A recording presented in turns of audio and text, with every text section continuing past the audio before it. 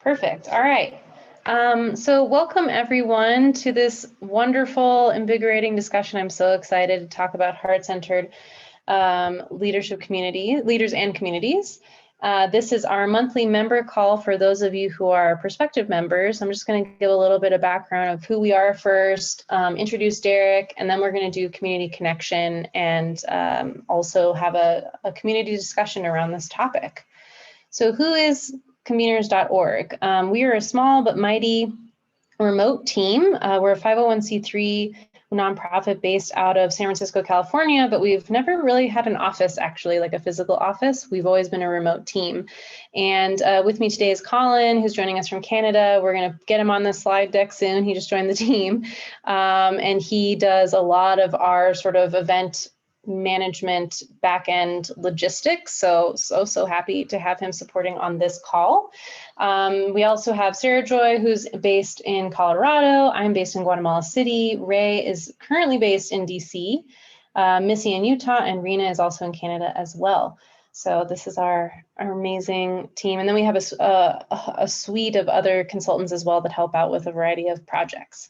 So a little bit about conveners.org, who we are, what we do. Our work, I would say, falls into two main buckets. One is membership. So we have a global membership community that's for impact-focused, purpose-first conveners. And what does that mean? If you look at our website, we're getting better at describing who we are and what we do. But by convener, I mean, or we mean, any individual or organization that's really passionate about bringing others together or providing services and resources to create sustainable impact. So what does that look like? That could be an accelerator program that works to train social entrepreneurs. It could be a philanthropic organization that does an annual convening, or a local community organization that hosts a fundraising gala every year for a specific social cause. Or it could be an individual who does leadership coaching training for others. Anything that falls into that area of just bringing other people together to create a catalytic social environmental impact, this is the membership community for you. In terms of our services, we also do advisory services or our consulting services branch of the organization. And so we've worked with philanthropic organizations, corporations, banks, universities to help them with their convening needs. So either like designing and implementing a training or leadership or virtual convening support. We have done those sort of training facilitation services, and then also working with event organizers or creating what we call convening circles. If you want more information, I can give more on the convening circles model that we do, but basically helping with ideation design, surveying, ecosystem mapping. That's our sort of sweet spot, passionate area. So if you have any other questions or you're interested in joining the membership community, please email me at sarah@conveners.org.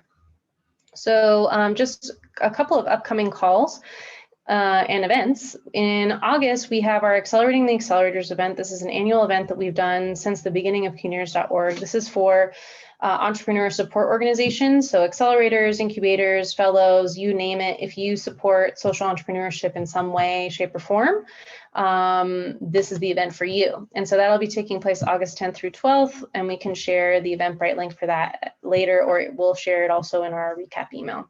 And then, of course, as always, we have our member call in August, which is going to be focused on engaging ecosystems, time zone equity, and that's going to be led by Urvashi from IntelliCap, and she's based in India.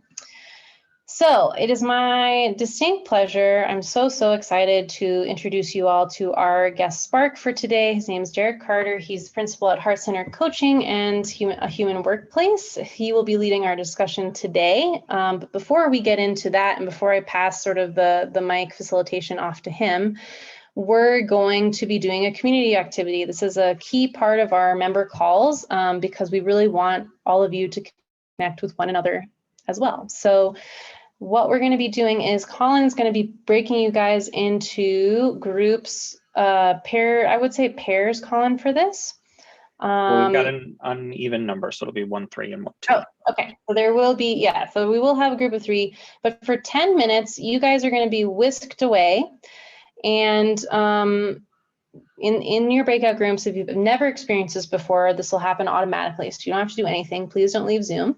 And for this community connection, I would like you to share in your pair or group your name and organization, just to give a little bit of background information about who you are, what you do, and then who are the people who help support you the most in your work. This could be a partner, this could be your team, employees, etc., co-founder, you name it. Who are the people who help support you the most in your work? And how do you support them in return? And are there any challenges you face with that? So I'll post these questions as well in our chat once you guys are whisked away into your groups, but that'll be for 10 minutes. Then we'll bring you back here and Derek will kick off the rest of our discussion for today. So I'm going to go ahead and stop sharing. And Colin, take it away. Although I think we have even numbers. We do now, yeah. Christina just dropped off, I think. Oh, okay, well, Christina can hang out with us if she comes back, so.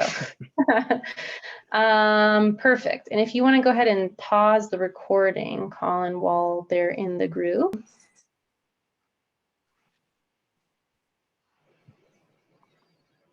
All right, just waiting for a couple of folks to come back. Can you send me back to Sam? I inadvertently disconnected. Is that possible? Oh, we're bringing everybody back now, Della. Okay. So it was a few minutes early. I'll message him. Good timing, I guess, on the disconnect. That's right. Awesome. Sorry about that, Sam. I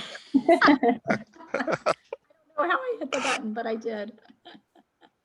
Perfect. All right, now that we're all back, I'm going to pass it off to Derek, who's going to lead the rest of our discussion for today. So go for it, Derek. Thank you, Sarah. So before I jump in, I thought I'd just give a little bit of background about myself. I know I put something in the chat, but I thought, let me just give you the human version. So long story short, I work in the intersection of like individual transformation, community transformation, and system change or system transformation. And I work with organizations like I think many of you trying to make social impact. And the groups that I tend to work with tend to work on what's the new way of working together, being together and living together, coordinating to solve larger challenges.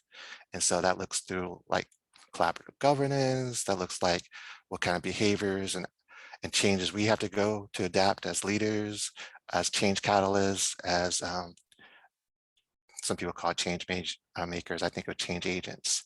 And so it's a lot about like being instruments of change to allow those changes to echo out. And what I thought would do today, just because of the timing, and we have a small group, is share a little bit about kind of like the trends and stuff that I've seen. You all might have seen them as well. And then also share a little bit about one of the practices that we do in some of the communities to become more heart-centered, so that we can lead from within and externalize that. And then as we go along this conversation, I just jump in with questions because we're a small group and I don't think we need to make it so formal. Right. So one of the trends, and I think this was popping up before COVID, definitely trending in that direction, but I think the pandemic has accelerated, is that people seeking out like safe spaces. And when I call safe spaces where they can speak their mind, kind of like not necessarily organized by their company or any group, but places where they can go out for peer support, speak their mind, discovered shared purposes. And when I say shared purpose, I mean, some of you may already know what I mean by that, but like the deeper purpose inside. And so like in the US, we're seeing like mass exodus of people leaving positions that they kind of reevaluate what's important in their lives during the last year. Also share learning opportunities and exchanges. And what's really interesting too is that people are finding themselves each other through Zoom, through all sorts of different mechanisms. Sometimes they're small little groups of like 4 or 5 clusters. Sometimes they're much larger, like a human workplace. You know, sometimes we track like 70, 80 people at a gathering, depending on the topic. And people are really looking for deep connection and relationship. And to create that type of environment takes a certain space holder, certain type of leader, facilitator. And I think what's really cool about this group is that everyone's social impact focused. And so you're probably already drawing people in from all over that are already resonating with your cause and things of that sort. And as facilitators, I'm just going to skip to another slide here. I got cheat sheets here. I don't like sharing the screen just because in Zoom, then I can't see everyone. I just feel like I'm talking to myself. It's a little odd. And so with this, we're seeing like new leaders emerge. And when I say leaders, I'm talking about not just facilitators, coaches, or people in positional leadership, but they might just be people, they might be the secretary, but they're people that people are clustering to that says that they feel like safe, that they feel that they can be heard, that are bringing people together somehow, through their personality, through their demeanor, through their caring. And so this list of leadership traits that I've been hearing over the last year, and I've been seeing the trend growing over the last 5 years, but now it seems to be more in a common vernacular where people are like, they're looking for caring leaders, compassionate leaders, people that show up authentically, right? Meaning that, the people that are, I'm gonna use the word emotional mature, right? Because a lot of times leaders at the top are so distanced in a way that basically everyone caters to them and organize the way their whims are. And so like at a human workplace, there's a big, our big thing is less fear and more love. So creating not just leaders, but environments and organizations, like how do we transform like our hiring process to make it more humane so that people are not just numbers and things of that sort. And so all this stuff seems to be coming ahead at the same time, which is beautiful because I think it is the ingredients for change of the next era that, after all this ends. The challenge is that the people are taking on like holding the door or opening the door, how you want to hold it, or even like maybe creating a whole new building.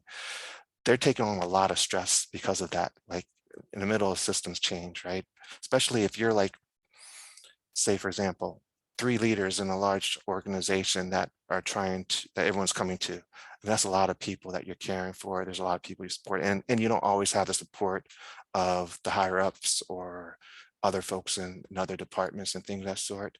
And so there's been like wear and tear on folks.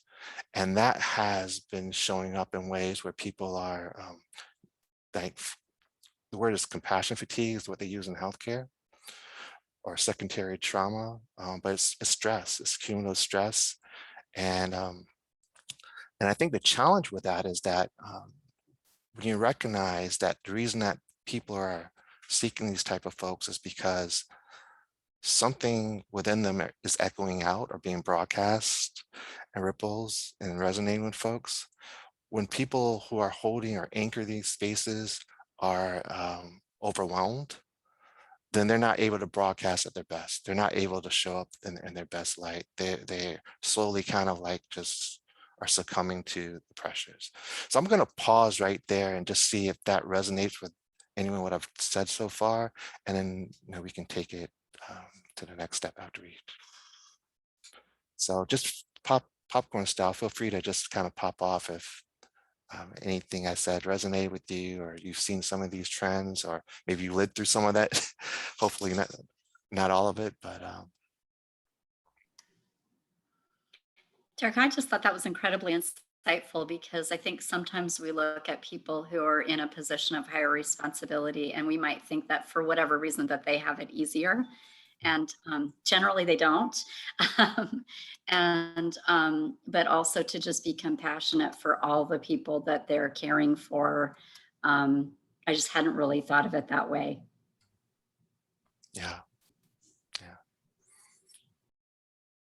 yeah. Even the leaders who are more command and control style, they're going through like, it's almost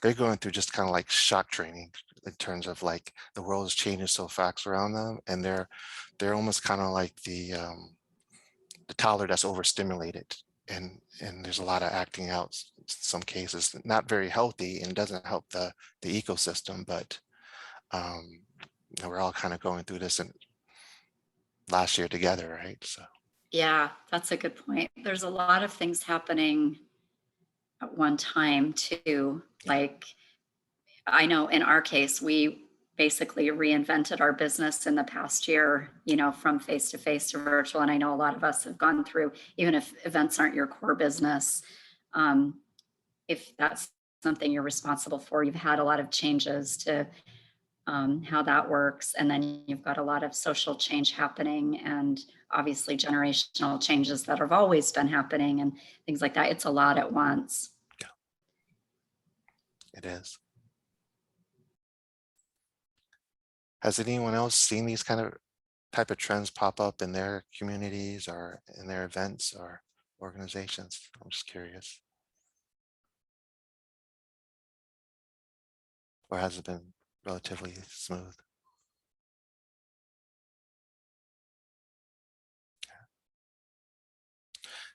So I'll carry on then.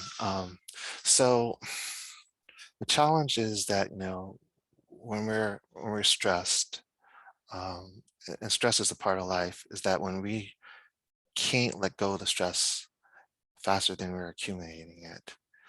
And now this chronic stress situation just has us operating at a lower and lower, just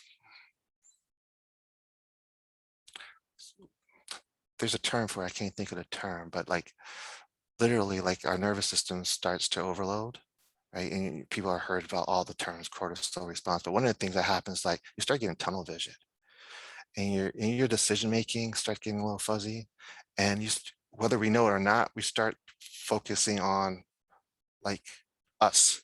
And as leaders, as space holders, that doesn't work well for the larger group, because, you know, we're usually in that position to care for others or work with others, to support others and lead others.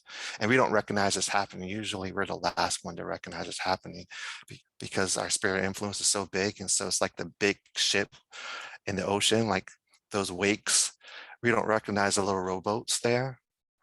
And so one way to kind of like to deal with that is to kind of get back into our heart. And it's almost, I have a daily reminder. So I have a 6-year-old, and like he'll run and he'll fall down and hurt himself. You know, he's crying and standing in the world. And then a minute or 2 minutes later, his sister's like, hey, you want to play? And all of a sudden he's okay. And he's able to rebound that fast, and is that resilient. As adults, we kind of lose that, and we forget how to kind of get recentered in our heart. I mean, we all had it once, you know, as kids were, you know, I usually use the case for, I usually say like Donald Trump, just because everyone knows him. Like, he was a child once, he was a baby once, he was joyful once, he was happy, and then life happens to all of us, and we all end up where we end up. Not to say that we have to stay there. So with the heart, it's a way to kind of like get out our brain domination a little bit. And in our heart, you know, there's peace, there's calm, there's lightness. It doesn't mean that we don't use our mind anymore. It's just our heart becomes aligned with our mind. It's not like we just become like, oh, I can't think. And a lot of times people will say like, well, if I use my heart, especially in business, like I'll be perceived as weak. I'll be run over.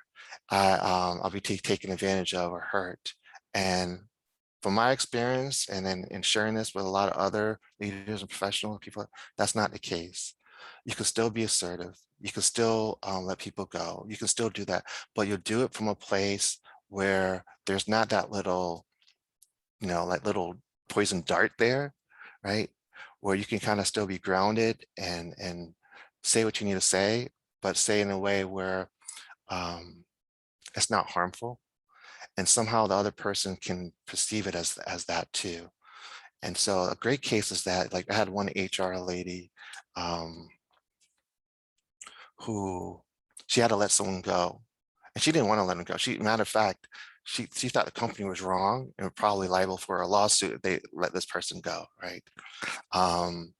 But she was told she had to let the person go. And I was talking to her and just kind of just coaching her before, and we were just kind of just processing some stuff. And she was saying,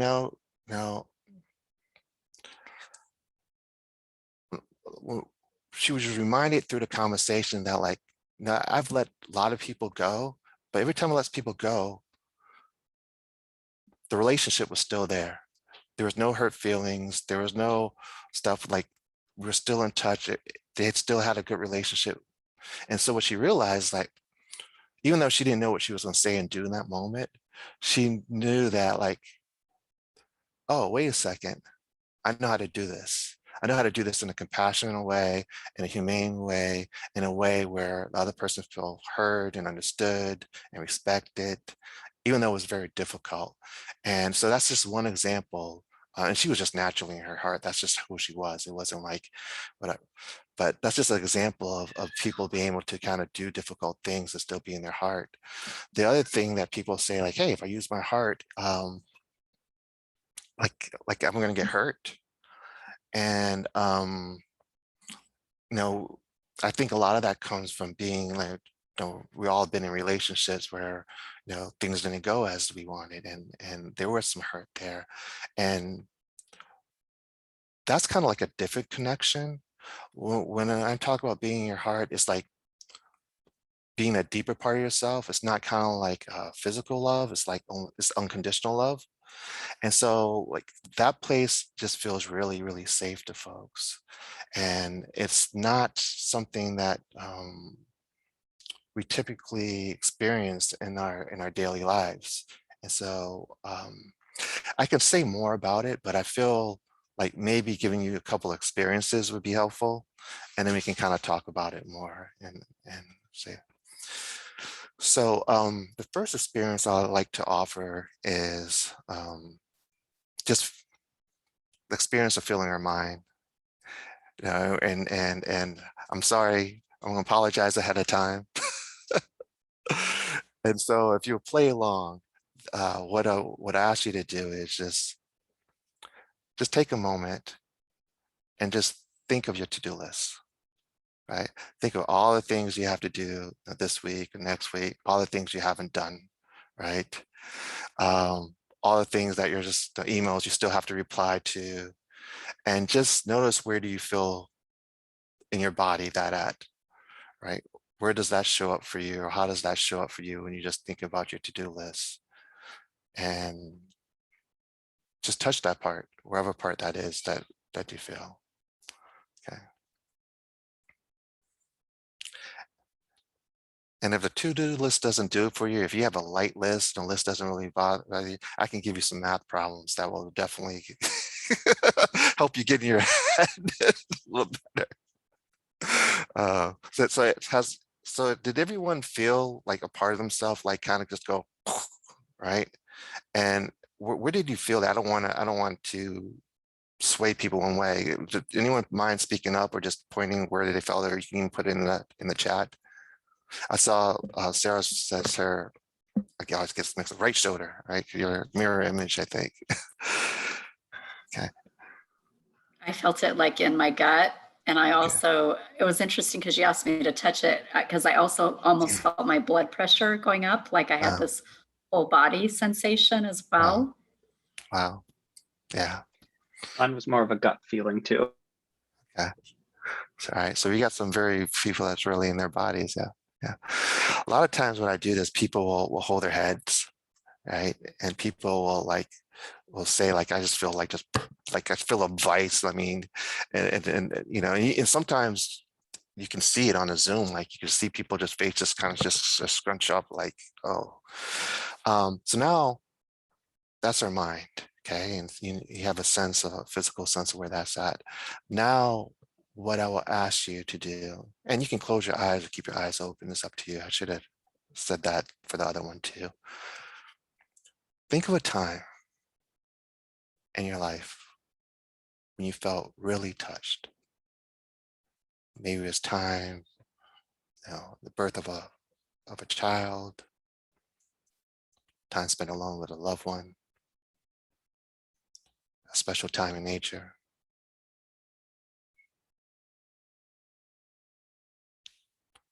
You don't necessarily have to visualize it, but just feel into that. And ask you, where does that feeling show up and how does that feel?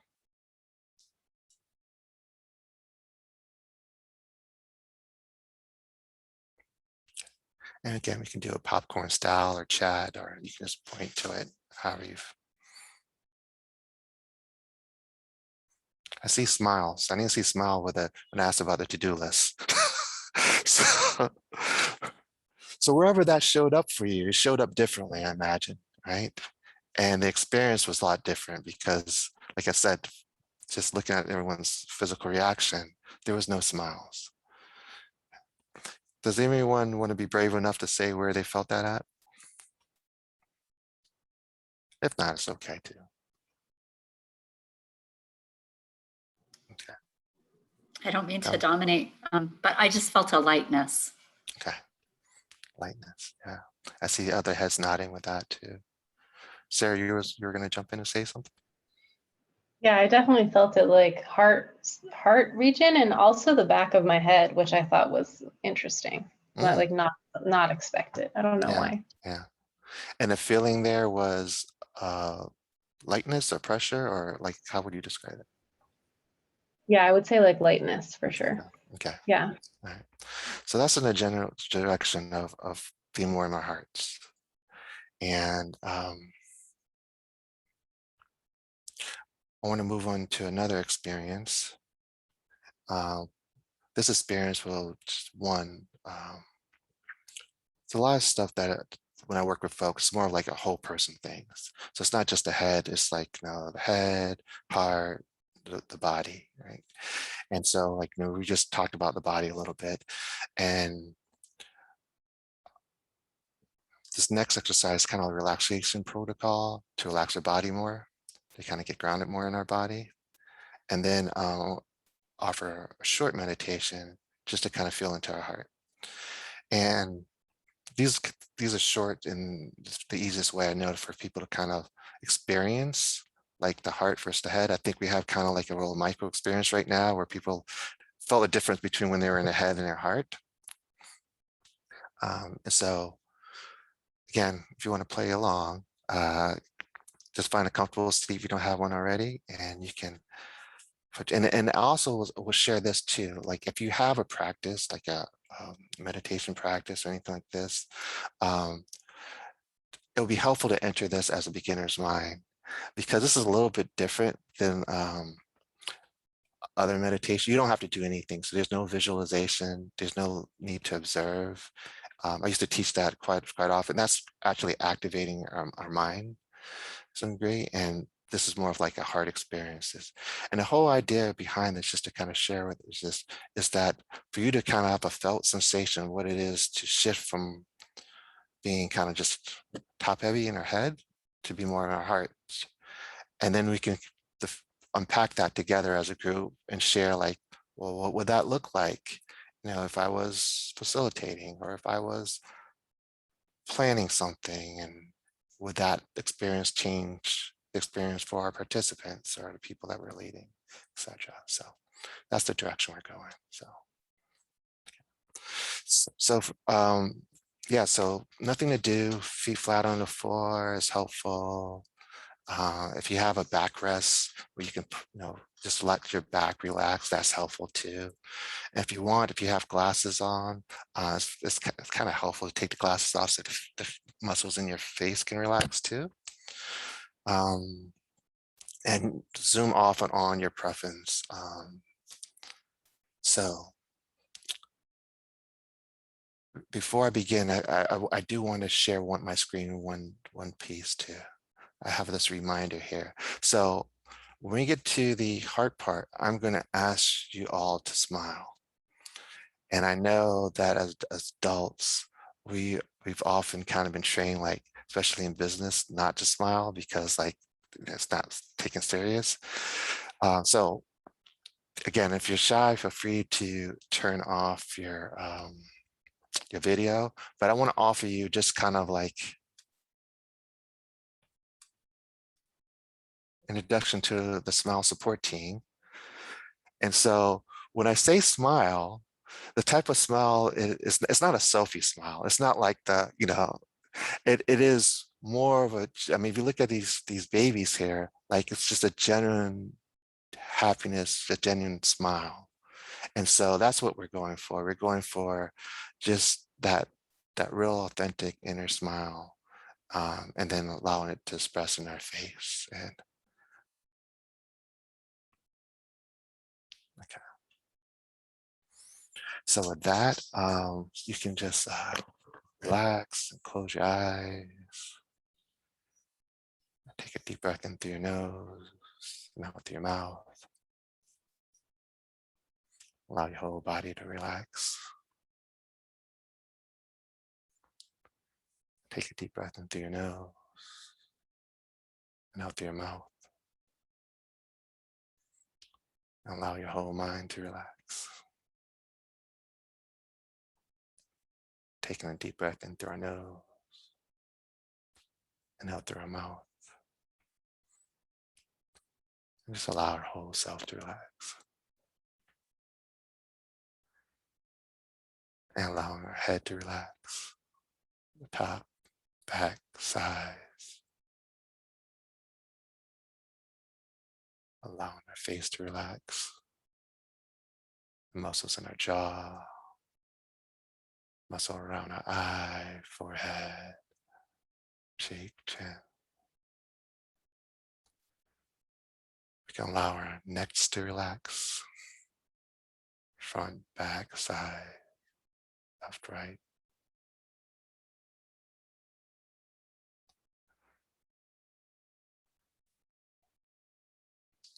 Allowing our shoulders to relax. So these naturally sync with gravity.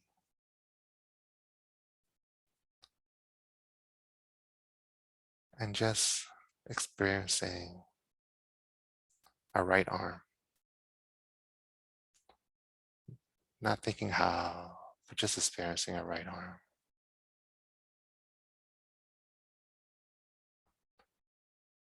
And experiencing our left arm.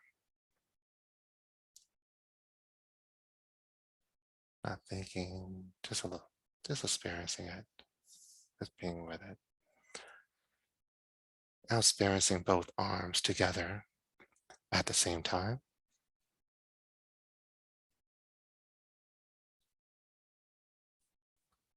Wonderful. And experiencing our right leg,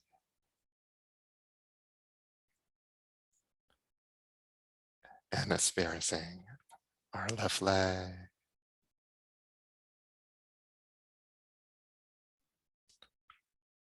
and now experiencing both legs at the same time without thinking how.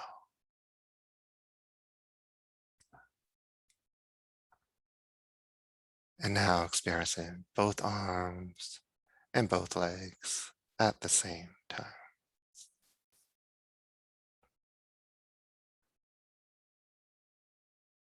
Wonderful.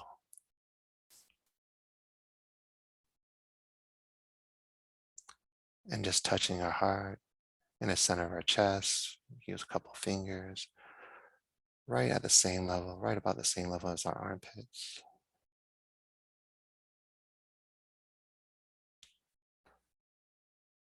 And then just smiling, just like the sweet babies we just saw.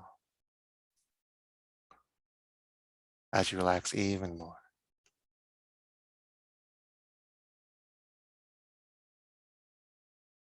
And experience the peace, the calmness, the lightness.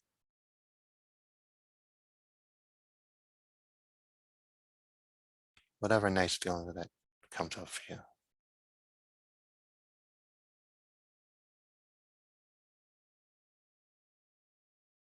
Nothing for us to do.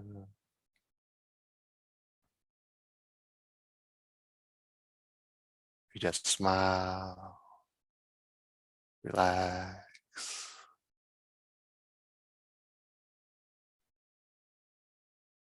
And experience the nice feelings.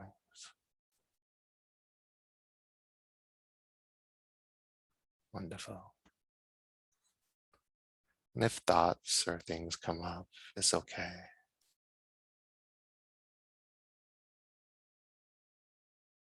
Just relax even more. Smile. And they'll begin to melt away.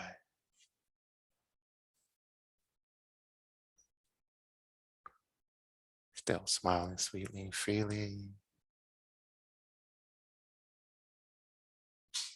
And enjoying the natural peace,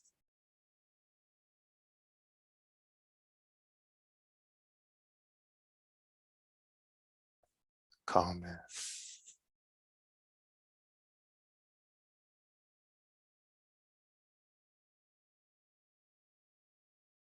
lightness, and feeling of expansion.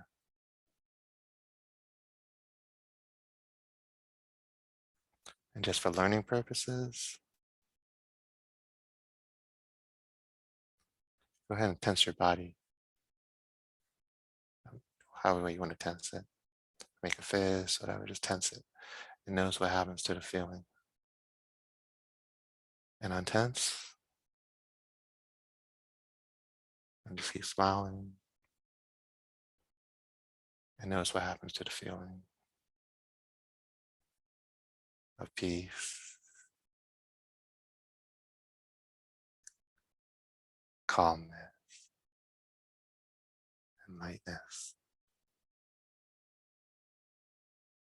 And when you're ready, while still experiencing, enjoying the feelings, you can slowly open your eyes and move your fingers.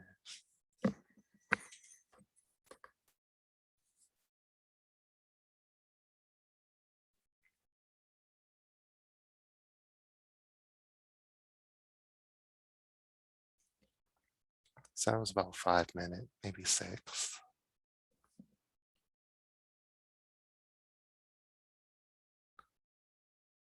And I invite you to kind of share your experience. You can come off mute or pop into the chat.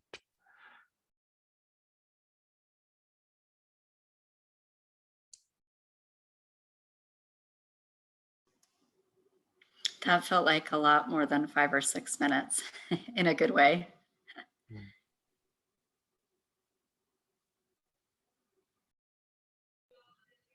I think it was interesting because when you said tense your body, like I was so relaxed, I almost like started falling asleep, and I was thinking about like my favorite foods and like all these like just pleasant things. And then when you said tense, like all the like wonderful happy feelings just whooshed right out of my body through my head, basically.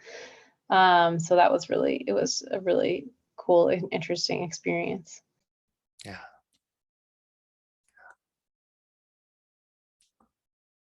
That's kind of what happens to us in our daily life. We just don't realize it, as we get, just get active with our to-do list, life, and things of that sort. It's just, so being able to relax, help us to have the opportunity to reconnect to our heart. Did anyone have experiences where they had lots of thoughts going on in their heads, or didn't feel the peace and the calmness so much, but just maybe lots of thoughts? If so, that's very normal. So it's a gradual process, and we did for a short period of time. But hopefully, I'm looking at everyone's face. Everyone's face looks a little more relaxed. They get quieter and disappear with time. And so it provides us an opportunity to be in presence in a different way.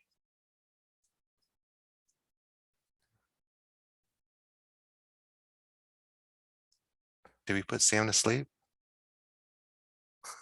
Oh, okay. Let's make sure. Sometimes folks, they're like, I have to go to work after this. And so when we show up, like, it takes time to get adjusted to kind of being in the heart if we're not used to it. Our nervous systems tend to get used to running at a certain speed. And when it slows down at first, you do feel tired because your body's not used to being kind of like in that slow down state, but it becomes more and more normal over time. Just like we kind of got to this heightened state, it didn't happen overnight. It takes time to kind of just slow down. And what I found personally, and what other people kind of shared with me, usually it's the people around us that noticed us slowing down first before we notice it. Like people make comments like, "Oh, you're in a good mood," and the person will say like, "Why you ask that?" "Well, you're humming." "No, I wasn't." "Hey, were you totally humming while you're making effects?" And people don't necessarily recognize it. And so what this means as leaders or conveners and people that bring space together is that, like, because we're in those positions, what we feel on the inside is people they interact with that. They feel that and they respond to that. And as we slow down, as we, refine and rediscover how to be in our hearts,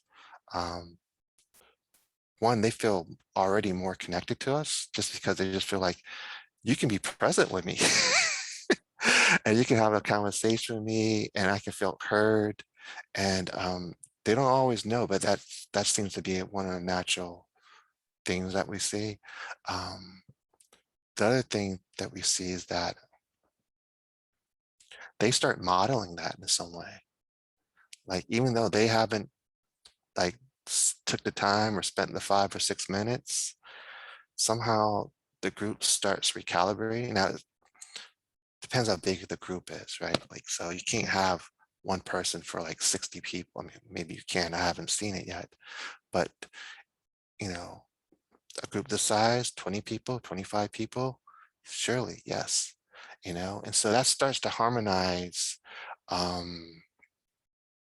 not only our experience, but their experience with us.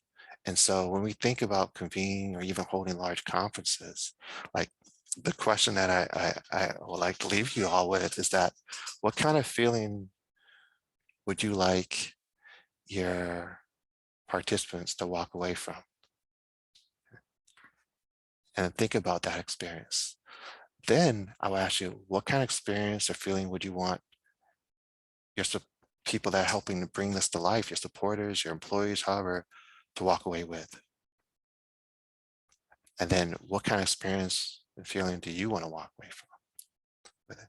And is there correlation? Like right now, like do the as is version versus like the to be version. Like, okay, in the past, maybe they weren't aligned, but if we can be a little bit more cognizant of like, hey, if we can align that and we can reverse engineer, like, okay, we want our participants to have this experience, then somehow we have to be within that same frequency in some way, right? Because if we bring along our stress and our so forth, it's going to be hard for them to walk away from that experience like, whoa, that was really awesome, great, and I want to go back, even though all the information and stuff might be, right? But the deeper part of them are not going to connect in that way. So that's all I have for today. I hope it was useful in some way. It's nice to be here with you all. Any questions for me? I'm happy to linger, happy to chat.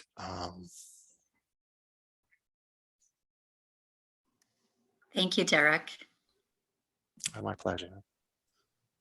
Yeah, thank you so much, Derek, for your time and sharing your expertise and this valuable resource with the group. And I'm sure, if anyone wants to get in touch with Derek, he is a member, as most of us are on the call. So happy to connect any of you with him via email, etc. So thank you all so much for your time as well. Have a wonderful rest of your weeks, and we'll be in touch with the recap email early next week. Thank you so much. Thank you all. Thanks, everybody. Bye. Bye. Bye. Bye, everyone.